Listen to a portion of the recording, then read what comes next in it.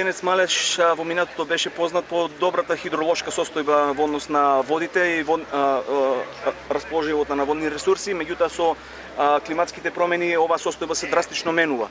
Сега се наметнува потребата за квалитетно земјоделие, нели, водоснабдителни системи, снабдување со вода на земјоделските површини, дури и за сточниот фонд нема вода за самиот добиток. Дали размислувате во однос на вашите политики во иднина развивање на водостопанството во регионот на Пиенец Малеш, во Делчево и Беровскиот крај и како во таа насока ќе се одвиваат? Видете, приоритет на владата, на министерството и на институциите кои што се задолжени за снабдување на земјоделските површини со вода, тоа е водостопанство и управата за водостопанство.